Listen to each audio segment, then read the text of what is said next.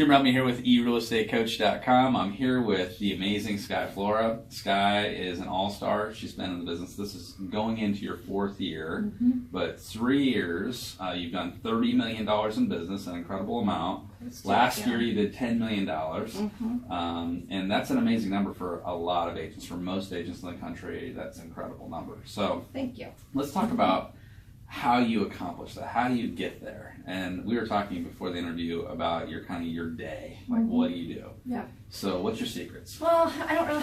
I would say the biggest thing is get up and get after it. I mean, I decided quite a while ago that whatever time I would normally get up, whatever time I'm normally comfortable with, I back it up by about an hour, because to me it's easier to get things done and not procrastinate that first hour of your day. It's too easy after you get home at the end of your day to say, I'm too tired, the kids need to be fed, I've got to do this, I've got to do laundry. You know, it's easier if you get up and dedicate that first hour of the day before you start the things that are on your to-do list. What does that look like for you? I mean, I know some people would say, well, I get up at noon, so I get up at 11.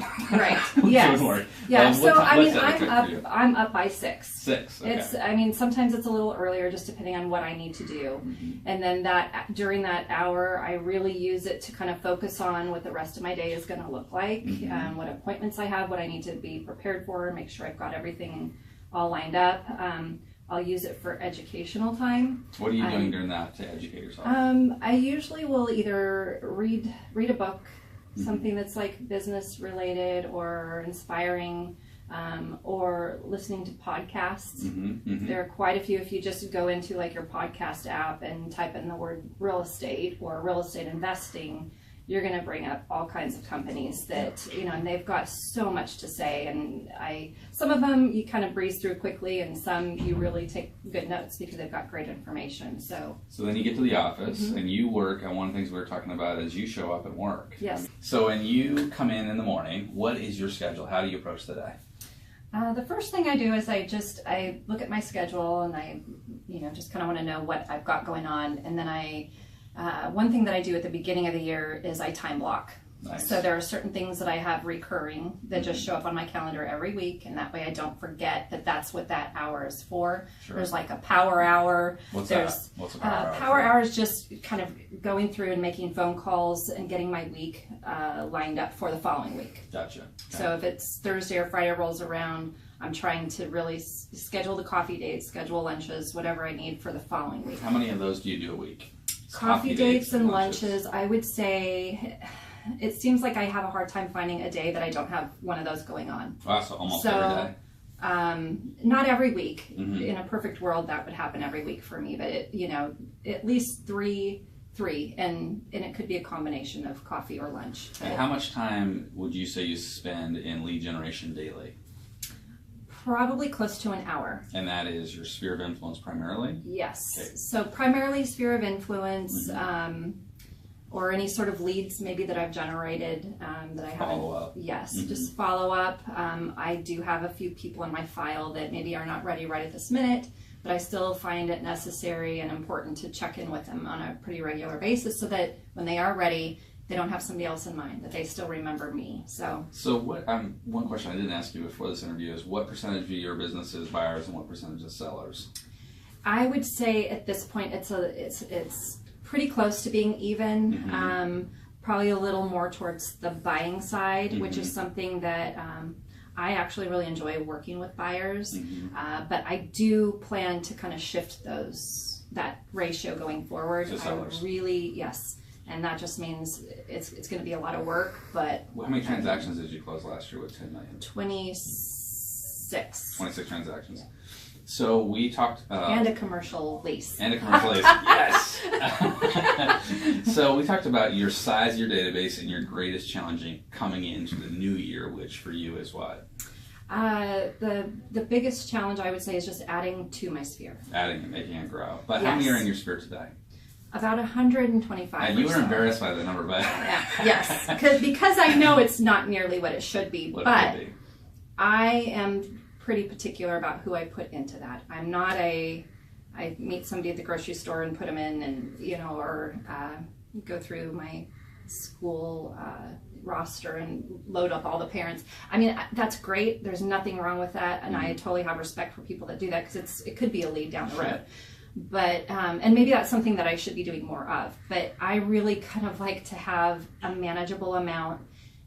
There are going to be some that kind of filter through, some that come off the bottom because either, they just don't respond ever, or, I don't know. They have to be people that I kind of like and want to continue to work with, and that I want to go to coffee with. So this is people that truly know, like, and trust you. Yes. And then, but when you think about that number, for the audience that's watching, 125 people, relative to a $10 million a year, with the majority of your business coming from your sphere, is amazing, really. And that's truly what can happen when you really work your sphere diligently. So let's talk about what you do with your sphere. I mean, what does that look like for you? How do you manage your sphere? Mainly just keeping in touch. I mean, I sat down yesterday and made a couple of phone calls to people that I hadn't talked to in a little while and learned some new information. One of them's getting ready to have a baby, which is awesome. Nice. Life change. One of them is probably going to be ready to actually upgrade and do something different in about a year, so I learned that. Nice. One of my clients is getting ready to do a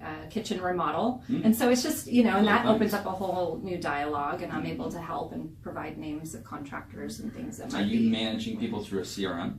I am. What is it? Which one are you using? Which CRM? Yep. I use Referral Maker. Great. I find that it's very easy to use. There's a lot of big buttons. Easy. It's simple. I don't need complicated. Right. There are so many things that are complicated. That's not one thing that I think has to. So are you following it brings you 5 people a day? You're calling those 5 people. You're following that path? I try to. Okay. It's not. I'm not perfect about it, but it's definitely. I like that it brings it into the forefront, and it kind of reminds me who I haven't talked to in a while. So you also do direct mail every month to your entire database. Absolutely. So they're getting a piece of physical mail. And I update it if I have a couple of properties that close. I make sure that those people get added on to for the next month. I really try to follow up with people after a sale, and it's usually a phone call, but then I want them to get that direct mail marketing piece, and then do they get email from you as well? They get email. I'm a little more consistent with the direct mail piece. Really? And I think most people would be the reverse. No, because the one thing with my marketing piece is I kind of predetermine at the beginning of the year what kind of a campaign I want to send out for the whole next year. And it's usually not anything that's super specific to real estate, but it might just be tips or helpful information. Just keeping you top of mind. Yeah. And I've got my message on there, and then I have the, by the way, you know. Of course. Yeah. And, it's just a good way to keep in touch, even if for some reason we haven't been able to connect by phone. They're seeing my face. Do you do any parties, any that kind of thing? I do. This year I tried something a little different. For 2018, I tried something a little different, and that was I ordered a bunch of bread from Great Harvest Bread Company. Nice. And delivered loaves. I gave people a choice, and that gave me an opportunity to stop by, break the bread with them, have coffee. And to me, that was a little more personal. But in the years past, a couple of years before that, I'd have a big, end of year holiday event. So yeah, I think that's important.